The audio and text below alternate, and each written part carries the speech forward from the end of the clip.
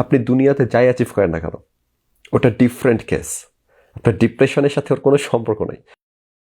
যতই অ্যাচিভ করেন, যতই যা বাল ছিঁড়ে ফেলেন, এই প্রত্যেক সেকেন্ডের ফাইটটা চলে যাবে না। আসলে কেউ কোনো কিছু হজম করে ফেলতেছে না, সবাই একই রকম মারা খাচ্ছে নিজ নিজ জীবনের মধ্যে, এবং সবার যে যতটুকু মারা খাচ্ছে ওটাই আসলে ম্যাক্সিমাম মারা তার কাছে। এটা সবার আগে বুঝতে হবে। এটা হচ্ছে একটা, আমার মনে হয় যে লাইফের ম্যাচুরিটির বড় অংশ হচ্ছে যে এটা বুঝতে পারা যে আপনি একা না, আপনার মতন হোগামারা সবাই খাইতেছে। এর মধ্যে আপনার হোগামারাটা আপনার কাছে বিশাল, স্বাভাবিক, এবং বাকিদেরটাও তাদের কাছে বিশাল। যারা মনে করা যাক যে দূর থেকে আমাকে দেখতেছে, তাদের মধ্যে অনেকে মনে হবে কি যে কেপি হচ্ছে সবসময় সব কিছু হ্যান্ডেল করে ফেলতেছে অর সামথিং, ও তো এগুলো পারি, বা এগুলো তোর জন্য কোনো প্যারা না। কিন্তু আসল কথা হচ্ছে যে অ্যাভারেজ যে কোনো মানে ডিপ্রেসিভ ডিসঅর্ডারের সাথে যারা মানে অলরেডি আক্রান্ত আছে, যারা এইসব রোগের মধ্যে, তাদের সাথে আমার কোনো পার্থক্য নাই। মানে আমিও একই ধরনের প্যারা খাচ্ছি, একই ধরনের পেইনে ভুগতেছি, যেগুলা ডিপ্রেসিভ সিমটমগুলো যে আসতেছে ওগুলো কিন্তু আসতেছে আমার জন্য। সেখানে কিন্তু কোনো ধরনের ছাড় নাই। মানে এই ধরনের ডিজিজগুলো কিন্তু কাউকে ছাড় দিচ্ছে না যে আমি অমুক তমুক করতেছি তাই হচ্ছে আমি ওগুলো থেকে কম আক্রান্ত হব, এটা সম্ভব না। কিন্তু এটা হয়তো তাদেরকে হেল্প করতে পারে যারা ভাবতেছেন যে আপনার লাইফে মানে কিছু একটা হচ্ছে না, বা আপনার কি এক্সিস্ট করা দরকার আছে। আমি এরকম পোস্ট দেখছি একটা, এই জন্যই বলতেছি আসলে। তো মনে হলো যে উনি খুবই হতাশে বললো যে আমার কি দরকার আছে এক্সিস্ট করার, এরকম টাইপের একটা পোস্ট দিল। অনেক কারণ থাকতে পারে, আমি ওনার কাহিনী জানি না। তবে ধরা যাক যে কাহিনীগুলো যেটা হয় যে মানুষ সাধারণত ভাবে কি যে যদি তারা লাইফে কিছুটা পায় যেটার জন্য তারা ফাইট ব্যাক করবে, বা কোনো একটা অ্যাচিভমেন্ট, কোনো একটা ব্রেক, তাহলে তার ডিপ্রেশন অথবা ডিপ্রেসিভ সিমটমস এগুলো কমে যাবে। এটা কখনোই সত্য না।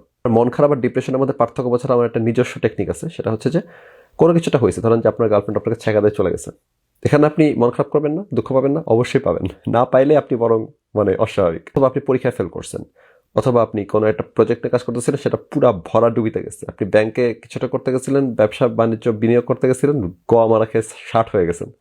এইসব ক্ষেত্রে তো আপনি অবশ্যই ডিপ্রেশন ফিল করবেন। মানে যেটা আর কি শব্দ অনুযায়ী ডিপ্রেশন, বিষণ্ণতার রোগের কথা বলা হচ্ছে না। এখন যদি কোনো কিছু একটা হয় যেটা খারাপ হয়েছে আপনার জন্য, সেটা তো আপনি খারাপ ফিল করবেন, এটা খুবই নর্মাল। সেটা ডিপ্রেশন কিন্তু না। ডিপ্রেশন হচ্ছে মানে হতে পারে ডিপ্রেশন হয়তো আপনার সুপ্ত আছে, সেটা আপনাকে চেক করতে হবে প্রফেশনালদের হেল্প নিয়ে। কিন্তু সাধারণত আমি এগুলোতে বদার করি না যে ঠিক আছে আমি আজকে একটা মারা খাইছি, মন তো খারাপ থাকবেই। কিন্তু যখন দেখবেন যে আপনার লাইফে খুব ভালো কিছু হইতেছে, যেগুলো আপনি জীবনে চাইছিলেন এক সময়, যেগুলো আপনি অ্যাচিভ করতে পারলে খুশি হবেন, সেগুলো হয়ে যাচ্ছে, কিন্তু তারপর আপনার মন মেজাজ খারাপ, মানে কোনো উন্নতি হচ্ছে না, হ্যাপি হতে পারতেছেন না, সেটা হচ্ছে খুব সমস্যার জিনিস আর কি। তো যখন কেউ এরকম একটা স্টেটে থাকে, যেমন ধরা যাক যে আমার জীবনে একটা বড়সড় মাইলস্টোন ছিল কি যে বাংলাদেশের বাইরে বইটা ছাপানো শুরু হবে। যখন আমি লেখা শুরু করতেছি তখন থেকে কিন্তু আমি চাইছি যে সবসময় ওয়েস্টার্ন ওয়ার্ল্ডে বই যাবে, বাংলাদেশের বাইরে বই যাবে, বিভিন্ন দেশে মানে সারা পৃথিবীতে ছড়াই দিতে হবে। যে আপনি অত ভালো লিখতে হবে যাতে পৃথিবীর বিভিন্ন জায়গাতে এটা যায় এবং বিভিন্ন ধরনের মানুষ পড়তে পারে। এই যে একটা অ্যাচিভমেন্ট আমার মনের মধ্যে সেট করা আছে, সেটা হলো যখন অভিযান পাবলিশার্সের মারুফ ভাই, ওনারা দারুণ কাজ করতেছেন, ওনারা আমার বইটা ছাপাই ফেললো ইন্ডিয়াতে। এটা আমার লাইফের অন্যতম একটা সুখের দিন হওয়ার কথা। তার 16 ডিসেম্বরের মতো একটা দিনে ছাপানো হয়েছে এটা, মুক্তিযুদ্ধের উপরে গল্প। মানে এর চাইতে বড় খুশি ব্যাপার কিছু হইতে পারে? আমি এটার জন্য ওয়েট করতেছিলাম। মানে আমি এটার জন্য 4 বছর ধরে ওয়েট করতেছিলাম যে কবে এটা আমি পাবো, কবে আমি ওইরকম ওট দিয়ে না পাবো যে আমার বই মানুষজন বাইরে ছাপাবে। তারপরে আরও ব্যাপার আছে, ওয়েস্টার্ন ওয়ার্ল্ডে ইংলিশ ট্রান্সলেশন আসার ব্যাপার আছে, সেটা হয়তো একসময় হবে। কিন্তু অবাক হয়ে দেখলাম যে যখন আমি খবরটা পাইলাম যে আজকে এটা পাবলিশ হয়ে গেছে, আমি জানি এটা ভালো খবর, কিন্তু আমি হ্যাপি না স্টিল। আমার প্রচণ্ড মন খারাপ থাকতো সবসময়।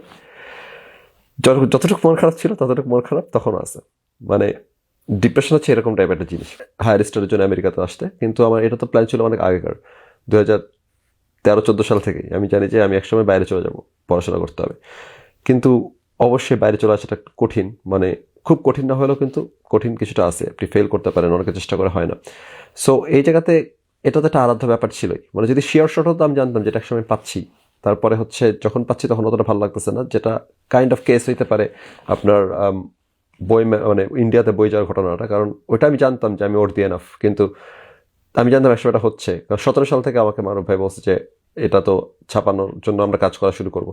সো ওইটা আমি জানতাম যে সময় হচ্ছে, সেটা একটা কারণ হতে পারে যে কারণে আমি খুব বেশি আনন্দিত হচ্ছিলাম না। মানে এক তো ডিপ্রেশন ছিলই, কিন্তু আমেরিকাতে আসাটা হচ্ছে আরও বেশি মানে চান্সেস হিসাবে চিন্তা করলে আপনি সার্টেনলি বলতে পারবেন না যে আপনি কাজ করছেন দেখেই চলে আসতে পারতেছেন। কিন্তু আমি জানতাম যে আমি যদি কখনো ট্রাই করি তাহলে আমি ওখানে চলে আসবো। এই কনফিডেন্স সবসময় ছিল। ইভেন বন্ধু নাফিজ আছে যে তখন টেনিসিতে যাচ্ছিল, তো টেনিসিতেও বিদায় হয়ে যাচ্ছে, এখনও সে টেনিসিতে আছে, পিএইচডি করতেছে অ্যাপ্লাইড কেমিস্ট্রি ঢাকা ভার্সিটির। তো ও যখন বিদায় হচ্ছে তখন ওর সাথে শেষবার একদম ওর মোহাম্মদপুরের বাসা থেকে নেমে আসলাম আমরা। নেমে এসে শঙ্করের কাছে ওর বাসা কোথাও ছিল, মোহাম্মদপুর তো মনে ওই জায়গাটাকে বলে, যাই হোক। এখন ওইখান থেকে নেমে এসে শেষবারের মতো আমরা চা খাইতে দাঁড়াইছি একটা মানে হচ্ছে দোকানের পাশে, মেন রোডের পাশে, যেখান থেকে আমরা চলে যাব। তো ওখানে দাঁড়ানোর পরে চা খাওয়ার পর আমি ওর দিকে হাত বাড়াতে বললাম যে ঠিক আছে তাহলে যা, তোর সাথে এরপরে দেখা হবে মনে হয় বিদেশের মাটিতে। কারণ আমি জানি যে আমি ইউএসএতে যাচ্ছি আলটিমেটলি, আমি অ্যাপ্লাই করলে চলে যাবো, এরকম একটা কনফিডেন্স আমার ছিল। আমি কনফিডেন্স লেভেল এখন চিন্তা করলে আমি ওর সাথে একদিন চ্যাটের মতো বলতেছিলাম দেখতেছি, তখন আমি বলতেছিলাম কনফিডেন্স লেভেল ছিল হাই। কিন্তু কনফিডেন্স লেভেল যেখানেই থাক আমি জানতাম যে এটার কাইন্ড অফ খুব সহজ কাজ হবে তাও না, কারণ অনেক লম্বা সময় ধরে থাকতে হবে। তার সাথে সাথে অনেকে আছে যাদের হচ্ছে একটা জব আছে এবং তারা অ্যাপ্লাই করতেছে, অনেকে আছে কিছুই করতেছে না সেটা অ্যাপ্লাই করতেছে। আমি একটা জব করতেছিলাম ফুল টাইম এবং একই সাথে বইপত্র লিখে যাচ্ছি, একই সাথে আমার সাথে বেশ কিছু মানে উগ্রবাদী সংগঠন বেশ ঝামেলা করতেছে এই সময়। এই তিনটা চোদন সাথে নিয়ে আমাকে অ্যাপ্লাই করতেছে। সো আমার জন্য যখন আমাকে ওরা ভিসা দিয়ে দিল প্রথমবার অ্যাপ্লাই করার পরে, তখন কিন্তু আমার কাছে ওরকমটা খুশি হওয়ার মতো একটা ব্যাপার ছিল এবং কাইন্ড অফ আমি কিছুক্ষণের জন্য এই জয়টা ফিল করছি। ইন্টারভিউর সময় যেটা হচ্ছে যে আমার একটা ইনভাইটেশন কার্ড থাকে যেটার মধ্যে অ্যাপয়েন্টমেন্টাল লেখা থাকে আর কি, ইনভাইটেশন কার্ড মানে জাস্ট একটা প্রিন্টেড কপি। এখন ওই প্রিন্টেড কপিটা আমি নিয়ে আসিনি, আমি জানতামই না যেটা আনতে হয়। তো আমাকে গেটে আটকাইছে, আমি বললাম যেটা আমি আনি নাই। তারপর বললো যে তো ছাড়া তো ঢোকা যাবে না, আচ্ছা আমরা ওয়্যারলেস করে দেখি, তাহলে হচ্ছে আপনি যান, যাওয়ার পর আমরা বাইরে থেকে বলে দেবো না। এসব বলার পর আমাকে ঠিক যাইতে দিল, কিন্তু আমি তখন অলরেডি বাইরে এত ঝুম বৃষ্টি পড়তেছে, আমি অলরেডি কাক ভেজা প্রথম কথা। দ্বিতীয় কথা হচ্ছে আমার কাছে সব ইম্পর্টেন্ট কাগজপত্র, পাসপোর্ট সুদ্ধা। তারপরে আছে হচ্ছে আমার এই জিনিস নিয়ে আসেনি। সো এখান থেকে তো আমি ব্যাপক প্যারা খেয়ে গেছি। কিন্তু পরে হচ্ছে যেটা চিন্তা করলাম, আমি ওখানে বসেছিলাম 40 সেকেন্ডের মতো, যখন যে লাইনে ঢুকে যাবে একদম ভিতরে ঢুকে যাওয়ার পরে মানে 3-4জন করে যখন ঢুকাচ্ছিল, আমি জানি যে কোনো সময় আমাকে ডাক দিবে। তো ওখানে বসে আছি তখন আমি চিন্তা করতেছি যে এখন আমি সবচেয়ে খারাপ জায়গাতে আছি। আমি হচ্ছে কাগজপত্র না নিয়ে আসার কারণে মেন্টাল একটা ধাক্কা খাইছি, ওইটা তো একটা আছে, এটা তো আমার কনফিডেন্স লেভেল কমাই দিচ্ছে। আমি তো অনেক প্রিপারেশন নিয়ে আসছিলাম যে কী টাইপ প্রশ্ন করলে কী টাইপ উত্তর দেওয়া যাবে। তারপরে আসি বৃষ্টিতে ভিজে চুপসে আসি। তারপরে এখন এই অবস্থা, আমার মানসিক অবস্থা এতই খারাপ যে সাধারণভাবে কথা বলাটা কঠিন। পরে চিন্তা করলাম যে এটাকে ক্যাশ করতে হবে। পরে বৃষ্টির কথা বলে বৃষ্টিকে গালি দিয়ে দুইটা একটু আড্ডা মাড্ডা দেওয়ার একটা যে একটা ভাইব আছে ওটাকে নিয়ে আসলাম, মানে যিনি ইন্টারভিউ নিচ্ছেন তার সামনে। তারপরে উনিও একটু হাসলেন, আমিও হাসলাম, ব্যাপারটা সহজ হয়ে গেল, ইজিলি ভিসাটা পেয়ে গেলাম। কিন্তু এখান থেকে বের হওয়ার পরে আমি চিন্তা করতেছি যে ওকে অল ডান, এখন জাস্ট আমাকে প্লেনের টিকিট কেটে চলে যেতে হবে, আর কোনো কিন্তু বাধা নেই। তখন আমার মন একটু হলো ভালো হয়েছে, কিন্তু সেটা কাইন্ড অফ 2 মিনিটের জন্য, কারণ আমি জাস্ট মনে আছে যে হেঁটে বের হয়ে আসছে এমবেসি থেকে, ইউএস এমবেসি থেকে। এরপরে কি হলো, বের হয়ে দেখলাম যে একটা ঢাকনা উড়ে যাওয়া সিএনজিওয়ালা মামা, ওকে বললাম যে মামা যাবেন নাকি, বাসার ঠিকানা দিলাম।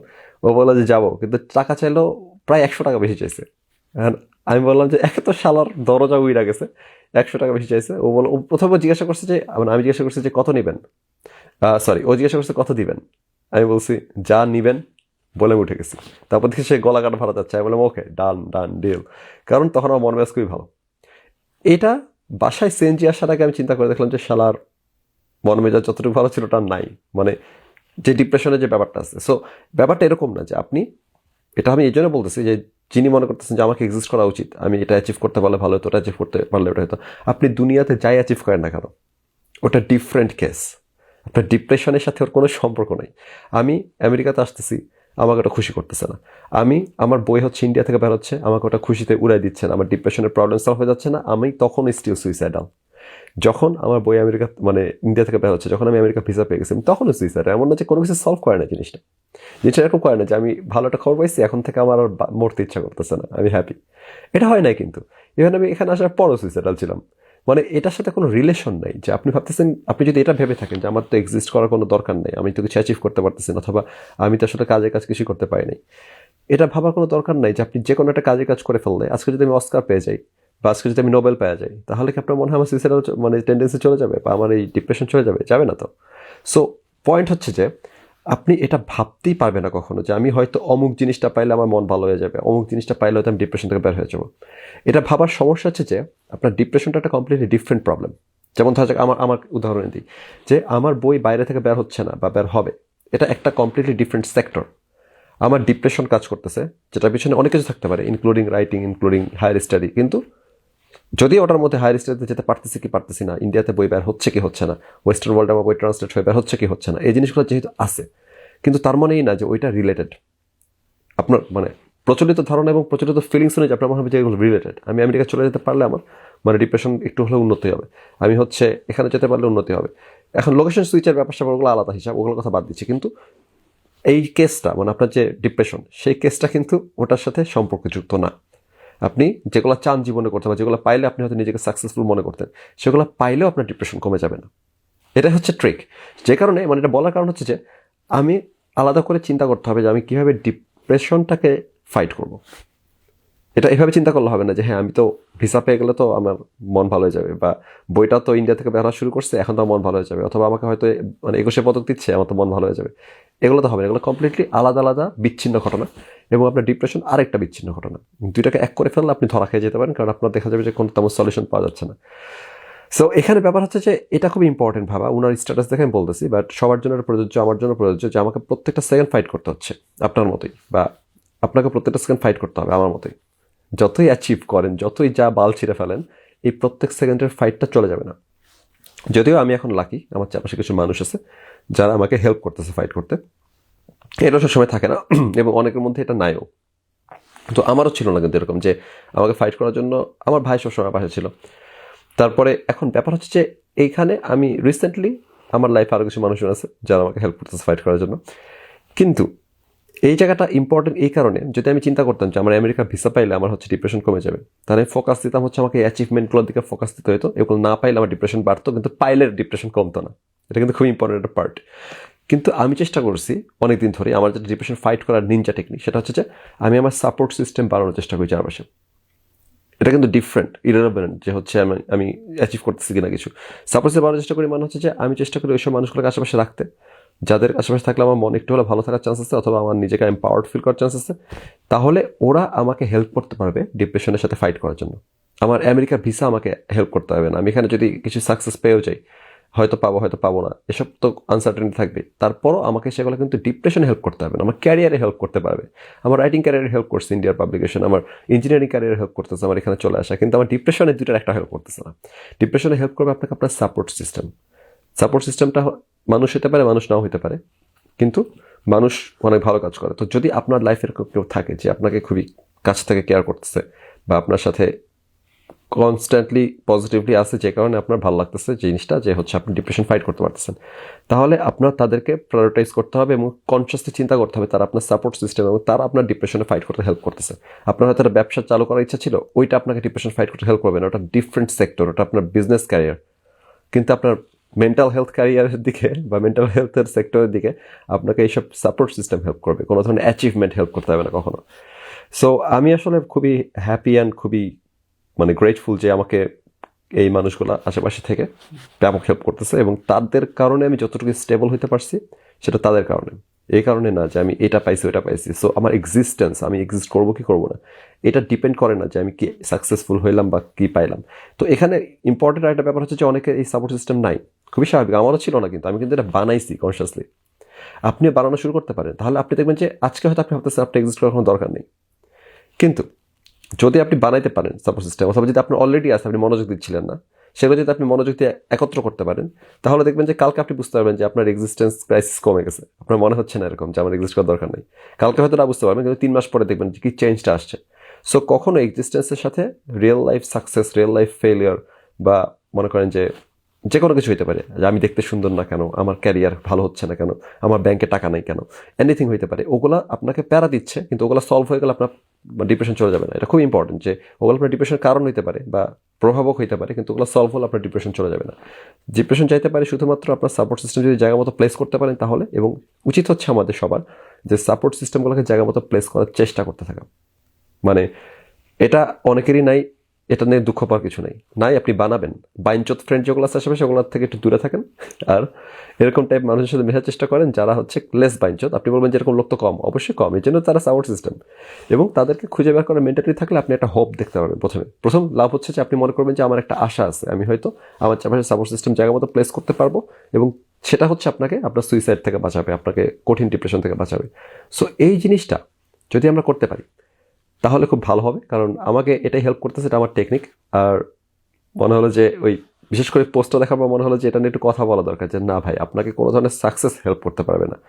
সেটা আসলে আমি হয়তো খুব বেশি সাকসেসফুল না, বাট আমার যে অ্যাভারেজ জেনারেশন এভারেজ বয়সের মানুষজন তাদের থেকে আমাকে অনেক বেশি জিনিসপাতি নিয়ে কাজ করতে হয়, অনেক বেশি জিনিস চিন্তা করতে হয়, এবং হইতে পারে যে আমি সবগুলোতেই কম বেশি সাকসেসফুল হইতে পারছি সোফার, মানে খুব গ্রেট ডিল অফ কিছু না হয়তো, কিন্তু এরপরও আমাকে এগুলো হেল্প করতে পারে নাই ডিপ্রেশন থেকে বা অন্য কিছু থেকে।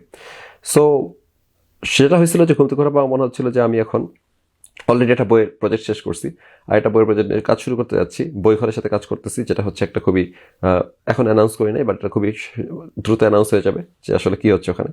তারপরে কলকাতার বইয়ের জন্য জিনিস দিলাম, এখানকার অন্যান্য প্রকাশনীর সাথে কাজ করার চেষ্টা করতেছি। এগুলো নিয়ে আমি চিন্তা করতে ঘুমতে করে চিন্তা করলাম যে এখন যারা উইন্টার ব্রেক কাটাচ্ছে আমার সমান যারা বা আমার স্ট্যাটাসে যারা আছে এখন, মানে যারা আসলে এখানে মাস্টার্স বা পিএইচডি করতে আসছে, তারা চিন্তা করতেছে কেমন একটা ইন্টার্নশিপ পাবে, এবং তারা চিন্তা করতেছে কীভাবে এই ডিগ্রিটা শেষ করবে এবং একটা জব পাবে। অ্যান্ড মজার ব্যাপার হচ্ছে এই চিন্তাগুলো আমার নাই তা কিন্তু না, আমার কিন্তু সিমিলার চিন্তা, similar headache, similar problem, similar মানে গ্যাঞ্জামগুলো কিন্তু আমার কমে যাচ্ছে না কিছু।